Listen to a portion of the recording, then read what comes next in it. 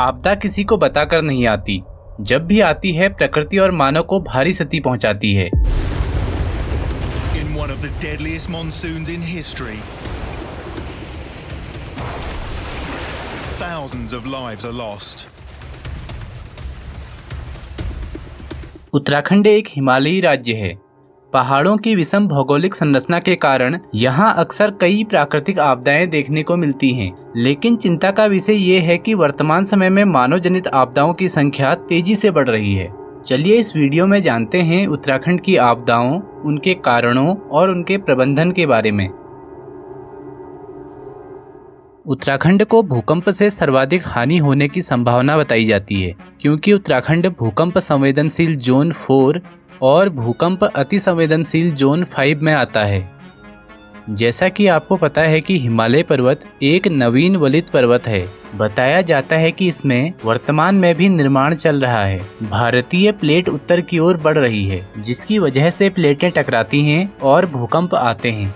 उत्तराखंड में भूकंप आने का दूसरा कारण भ्रंशों की उपस्थिति भी है। महान हिमालय और मध्य हिमालय के बीच मुख्य केंद्रीय भ्रंश रेखा पाई जाती है। इसी भ्रंश रेखा में बनाया गया है टिहरी बांध। इस क्षेत्र में भविष्य में भूकंप की आशंका को देखते हुए पर्यावरणविदों ने टिहरी बांध बनाने का विरोध भी किया था, लेकिन फिर भी बांध का निर्माण कार्य नहीं रोका गया। वैसे तो बांध का डिजाइन विशेषज्ञों के अधीन तैयार किया गया है ताकि भूकंप के दौरान इसकी सुरक्षा सुनिश्चित की जा सके, लेकिन फिर भी विशेषज्ञों का मानना है कि बांध के जीवन काल के दौरान इस क्षेत्र में 8.0 से अधिक तीव्रता का भूकंप आ सकता है। चलिए अब बात करते हैं भूकंप से बचाव के बारे में।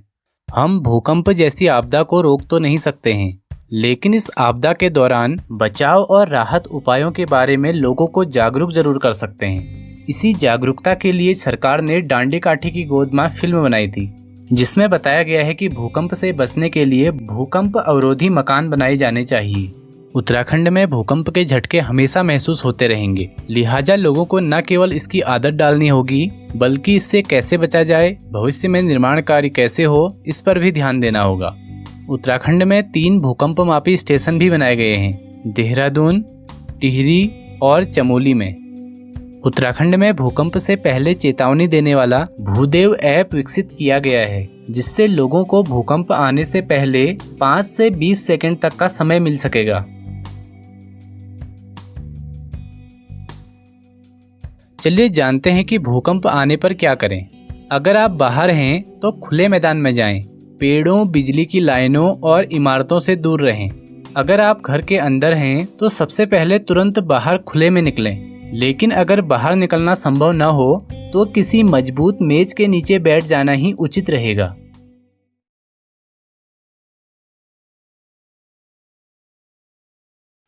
भूस्खलन एक ऐसी घटना है जब जमीन का कुछ हिस्सा खिसक कर नीचे आ जाता है।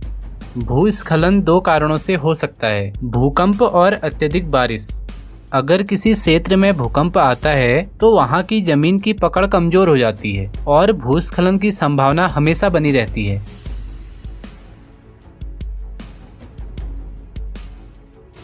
जैसा कि आपको पता है कि उत्तराखंड के शिवालिक हिमालय क्षेत्र में सर्वाधिक वर्षा होती है, जिसके कारण यहाँ बादल फटने और भूस्खलन जैसी समस्या आम बात है। बादल फटना एक ऐसी घटना है जिसमें किसी स्थान विशेष पर लगातार बहुत तेज बारिश होती है, जिसके कारण पहाड़ी की मिट्टी खिसक आती है और कई बार तो पूरे के पूरे गांव ही बह जाते हैं। उत्तराखंड को अभी तक सर्वाधिक हानि भूस्खलन से ही हुई है। इसका एक उदाहरण मालपा भूस्खलन की घटना है। बात है 17 अगस्त 1998 की, जब कैलाश मानसरोवर यात्रियों का एक दल पिथौरागढ़ जिले के धारचूला तहसील में स्थित मालपा नामक स्थान पर विश्राम कर रहा था। इसी स्थान पर रात के करीब 1 बजे अभिनेत्री प्रोतिमा बेदी ने स्टेज परफॉर्मेंस देनी थी। इस कार्यक्रम को देखने गांव के लोग भी आए हुए थे।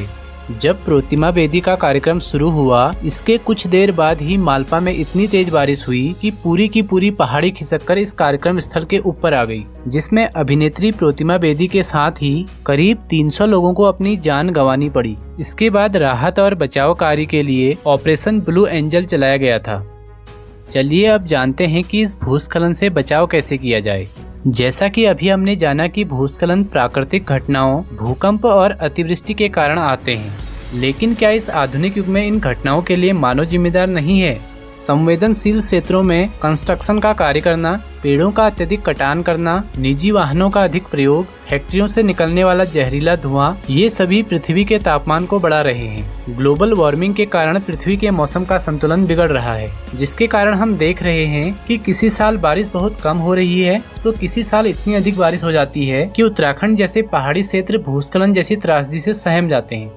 भूस्खलन से बचाव के लिए सबसे पहले तो हमें प्रकृति से छेड़छाड़ करना बंद करना होगा। संवेदनशील क्षेत्रों में कंस्ट्रक्शन का वर्क कम करना होगा, अधिक से अधिक पेड़ लगाने होंगे और सार्वजनिक वाहनों का अधिक प्रयोग करना होगा।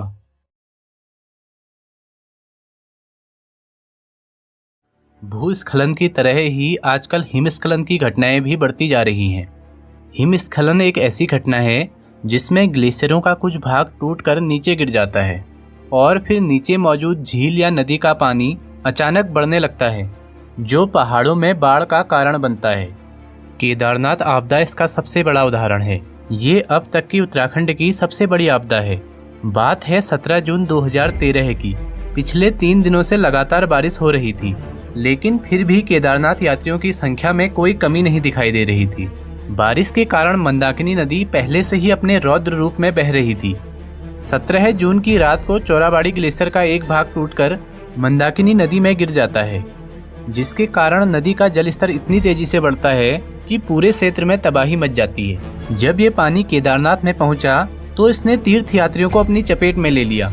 चारों तरफ अफरा तफरी का माहौल था। बताया जाता है कि केदारनाथ आपदा में करीब 5000 से अधिक लोगों ने अपनी जान गंवाई थी और इसी के साथ 5000 करोड़ की आर्थिक क्षति भी पहुंची थी।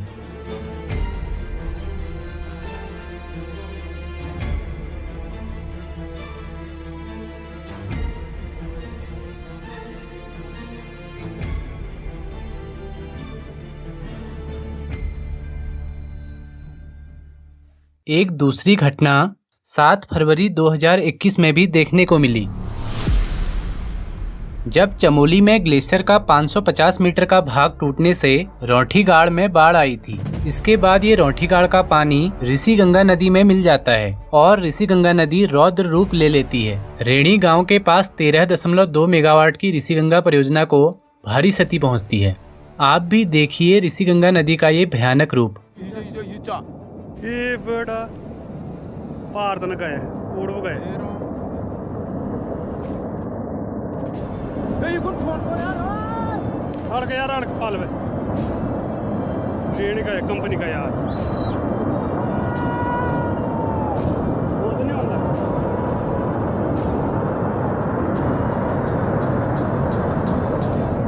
देखिए भाई तूफान आ रहा जबरदस्त, कंपनी की तरफ जा रहा है ये।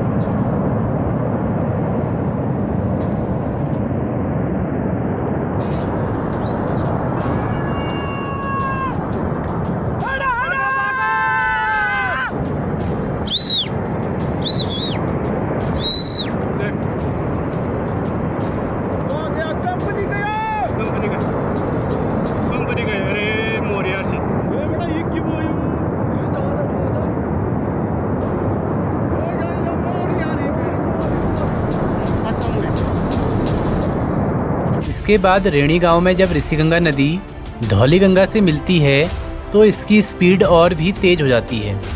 इसी समय धौलीगंगा नदी पर बनाई गई 520 मेगावाट की तपोवन विष्णुगाड़ परियोजना में लगभग 150 लोग काम कर रहे थे, लेकिन उन्हें क्या पता था कि आज नदी में बाढ़ आने वाली है। धौलीगंगा नदी के तेज बहाव में उन्हें अपनी जान गंवानी पड़ी। एनटीपीसी बच जाएगा रे? ओए कुछ नहीं बचने वाला। ब्रिज बच जाएगा? भयंकर ही आ रहा भाई, तबाही भयंकर।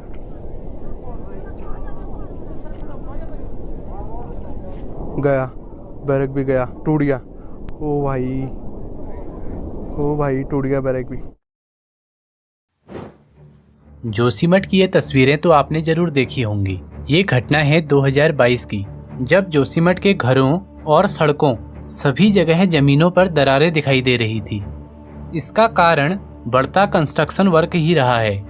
टनल बनाने के लिए ब्लास्ट किए जाते हैं, जिसके कारण जमीन की पकड़ कमजोर हो जाती है।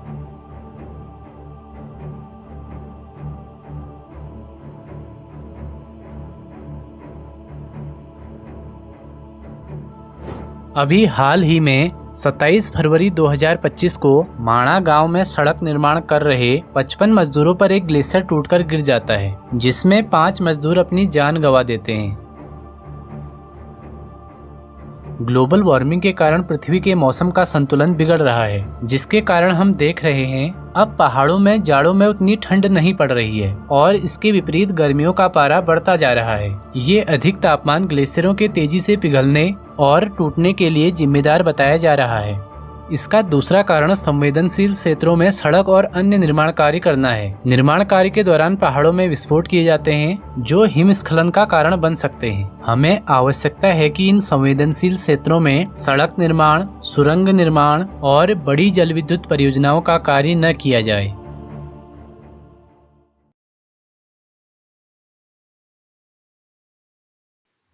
उत्तराखंड की एक प्रमुख आपदा जंगलों में आग लगना भी है। वैसे तो जंगलों में आग लगना उत्तराखंड के लिए कोई नई बात नहीं है, लेकिन चिंता का विषय ये है कि आग लगने की घटनाएं हर साल और भी ज्यादा भयानक होती जा रही हैं। साल 2024 में तो इस आग ने 10 लोगों की जान भी ले ली थी। ये उत्तराखंड के इतिहास में आग से मरने वाले लोगों का अब तक का सबसे बड़ा आंकड़ा है। साल 2024 में उत्तराखंड के जंगलों में लगी ये आग इतनी बड़ी और भयानक थी कि इसको स्पेस से भी देखा जा सकता था। उस समय नासा के एक्वा और टेरा सैटेलाइट पर मौजूद मोडीज सेंसर द्वारा उत्तराखंड की लगभग 40% आग की पहचान की गई थी। जंगलों में लगी आग की वजह से हवा की गुणवत्ता बिगड़ रही है। हवा में ज्यादा कार्बन कण मिल रहे हैं। तेज हवा के साथ ये प्रदूषित कण ग्लेशियरों में जमा हो जाते हैं, जिसके कारण ग्लेशियर के पिघलने की आशंका बढ़ जाती है। ऐसे में केदारनाथ और चमोली जैसे हादसे और भी दिखाई दे सकते हैं। आग से जंगल में पाई जाने वाली वनस्पति और जीवों को भारी हानि होती है। इससे मिट्टी की गुणवत्ता में भी विपरीत प्रभाव पड़ता है। जंगल में लगने वाली आग से छोटी झाड़ियां और घास जल जाते हैं, जिसके कारण बारिश के मौसम में भूस्खलन और मिट्टी के कटाव का खतरा बढ़ जाता है। तो हमें ये जानना होगा कि आखिरकार जंगलों में आग लगती क्यों है। इसके पीछे कोई प्राकृतिक कारण है या फिर कोई मानवीय कारण। कई रिपोर्ट्स के अनुसार humans are the real culprits and I am not surprised. जंगल की आग के 95% मामलों में इंसानी गतिविधियां ही मुख्य कारण हैं। किसी ने जलती बीड़ी पीकर फेंक दी, पत्ता या कूड़ा जला दिया, उसी से आग की घटनाएं सामने आ जाती हैं। आजकल तो जंगल में पिकनिक मनाने का ट्रेंड भी चल रहा है। जंगल में पिकनिक मनाने के दौरान खाना बनाने के बाद जलती हुई लकड़ियां छोड़ना भी जंगल में आग लगने के कारणों में से एक हो सकता है। कभी कभी जानबूझकर भी जंगलों में आग लगाई जाती है। इसके पीछे ये तर्क दिया जाता है कि जंगल में आग लगने से पशुओं के लिए उपयोगी घास ज्यादा मात्रा में उगती है। खेतों में भी पैदावार और एग्रीकल्चरल एक्सपेंशन के लालच में आग लगाई जाती है। कभी कभी ये आग अनियंत्रित होकर जंगलों की ओर भी फैल जाती है। इसका एक कारण उत्तराखंड के पाइन ट्री भी हैं। उत्तराखंड के ज्यादातर जंगलों में चीड़ के ही पेड़ हैं, जिसकी पत्तियां बहुत ज्वलनशील होती हैं। ये बहुत जल्दी आग पकड़ती हैं।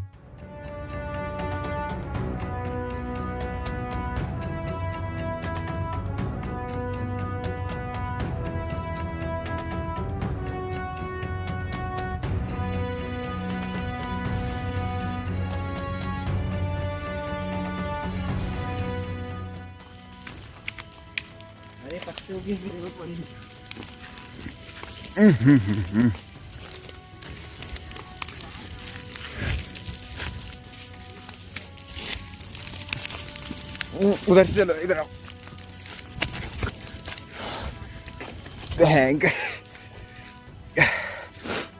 आग के बीच से आते हैं।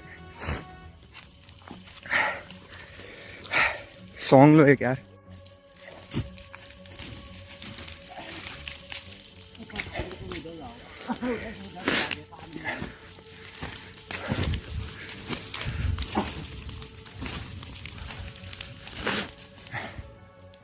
हमारे सामने सबसे बड़ा सवाल ये है कि क्या हम इस आग को लगने से रोक सकते हैं? अगर हाँ तो कैसे?